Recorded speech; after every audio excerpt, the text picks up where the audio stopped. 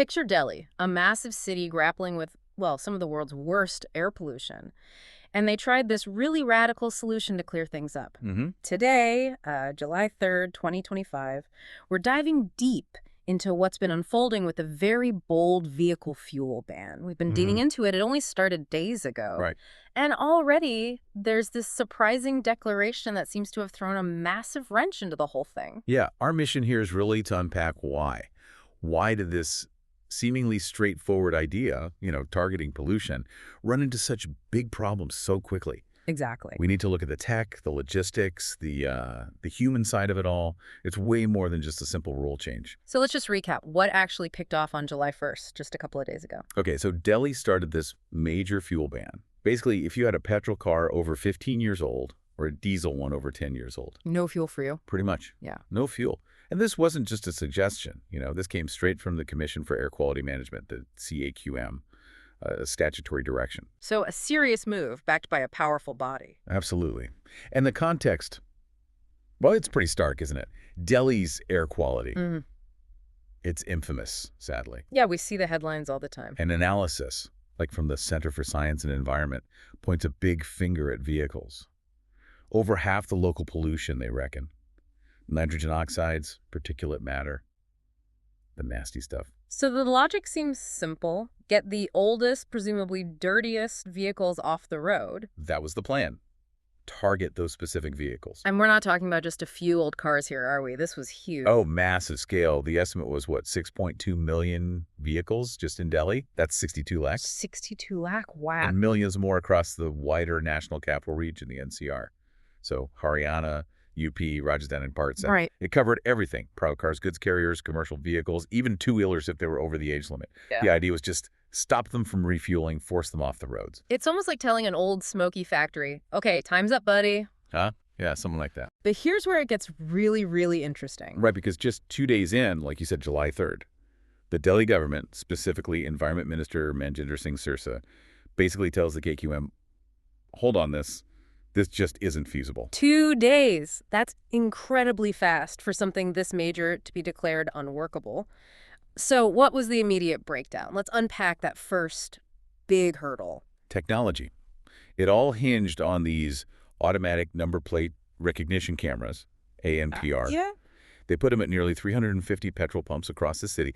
The idea sounded pretty slick, actually. How are they supposed to work? So you drive up, the camera scans your number plate, it checks your car's age against the Transport Department database instantly. Right. And if your car is too old, the system tells the pump basically, nope, don't dispense fuel. All automated. Sounds almost like science fiction. Very neat, very clean. On paper, yeah. But the reality, Not so neat. more like a glitchy app crashing constantly. Reports started pouring in, cameras just failing to read plates reliably. Why? What was the issue? Could be anything, really. Glare off the plate, dirt obscuring numbers, maybe non-standard fonts some people use, or even just the system itself getting overloaded, slow network connections, database lag, and worse, sometimes they were apparently misidentifying vehicles altogether. Oh, that's bad. Yeah. Imagine pulling up, you're in a hurry, you need fuel, your car is perfectly legal, and the machine just says no. Utter confusion, frustration, right there at the pump. Chaos. I can imagine the scenes. And that naturally leads to the second massive problem, right? Enforcement. Exactly. Even if the tech worked perfectly, which it didn't. Right. How do you actually enforce this across Delhi? Millions of vehicles already there. Plus, you've got this constant flow. Thousands and thousands of cars coming in daily from Haryana, Uttar Pradesh, Rajasthan. People just fill up across the border and drive in. What's stopping them? It's like trying to, herd cats. Except these cats are cars, and they could just drive a few kilometers outside the city limits. Yeah, it makes the city-specific ban seem almost porous. Extremely porous. And think about the coordination needed. You need the transport department talking to the traffic police, talking to the municipal guys seamlessly. For impounding vehicles, maybe? Finding stations? All of that. Impounding, finding stations that might refuel banned vehicles accidentally or maybe even deliberately. Managing millions of vehicle movements daily. It's a logistical nightmare. So the question becomes, is that level of intricate, cross-agency teamwork even possible at this scale, especially with such a sudden rollout? It's a huge ask. The complexity is just immense and maybe doesn't fully accounted for. Okay, so we've got the tech failing, massive enforcement headaches, but then there's the human element, which seems just as critical here, the public reaction. Oh, absolutely. This is where it gets really interesting and, frankly, quite difficult. Yep. There was profound public discontent almost immediately. Why? I mean, cleaner air is good, right? Of course, but for many, many Delhiites, their older car isn't a luxury, it's a necessity. A new car. Simply too expensive. Yeah, that's a tough economic reality for a lot of people. It is. So for them, this ban isn't about, upgrading to a nicer model. It's about potentially losing their mobility, their ability to get to work, run errands, maybe even their livelihood if they use the vehicle for business. You really felt that frustration coming through. You can see it everywhere. Social media just exploded. We saw so many comments, things like, my 16-year-old car runs fine, why am I being punished? Right. Or another one really hitting home, fix the public transport first. Not everyone can just buy a new car. You're taking away our bread and butter. Oh, that's powerful. And Minister Sirsa himself, while initially maybe downplaying it, did acknowledge the public frustration was significant. It really highlights that core tension, doesn't it? Is this ban fair if it hits the poorest hardest? It seems like a classic policy dilemma. Good intentions, but maybe overlooking the real-world impact on certain groups. Precisely. And then you layer on the politics. Ah, yes. Always a factor. Minister Sirsa wasn't shy about criticizing previous policies, essentially saying, they set these strict rules without figuring out how to actually implement them properly. Which, for the average person stuck at a petrol pump or worried about their car, probably just sounds like finger-pointing while their life is disrupted. It just adds fuel to the fire, yeah. Yeah. Public frustration mounts. Okay, so amidst all this, the tech issues, the enforcement nightmare, the public anger, Minister Sirsa mentioned something else, something about the bigger picture. Yes, and this is crucial. He pointed out that pollution doesn't stop at the Delhi border.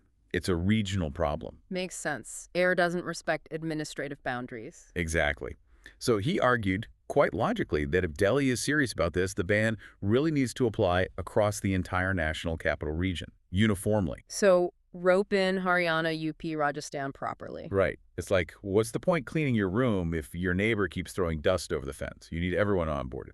That regional approach is key. It really underlines that a ban like this, even if perfectly executed within Delhi, might not be the silver bullet on its own. No single policy ever is, especially for something as complex as air pollution. It has to be part of a much broader strategy. So what else is happening on that front? Are there other pieces moving? Well, yes. The government is pushing other initiatives. We know they're investing heavily in electric buses. Ah, the public transport angle. Yeah, the plan is apparently to replace almost 90% of the current CNG buses with electric ones by December 2025.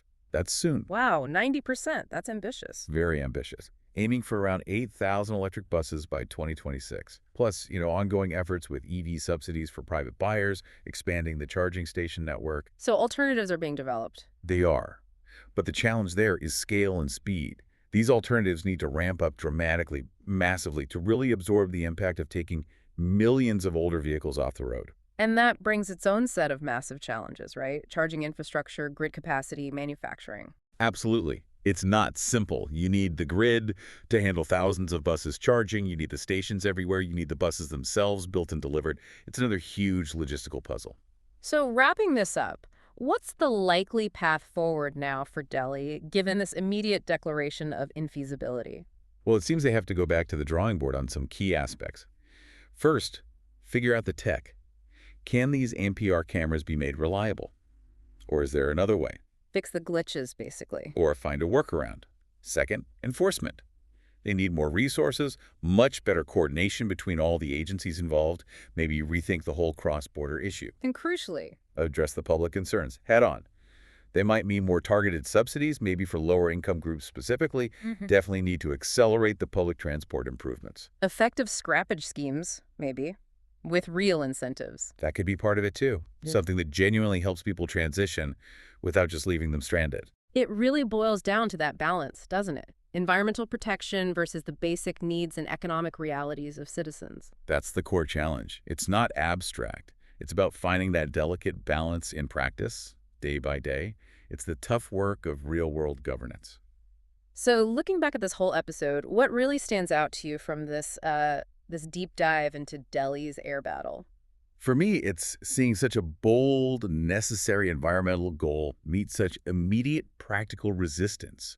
The technology wasn't ready, the logistics were overwhelming, and the human cost wasn't fully factored in, it seems. It's a stark reminder of the gap between policy design and real-world implementation. Definitely. And it makes you think bigger picture about our cities. As they grow, how do they manage these huge environmental challenges without disrupting lives, especially for the most vulnerable? And what about technology? We often see it as the solution, but here, it was actually part of the problem, initially at least. Right.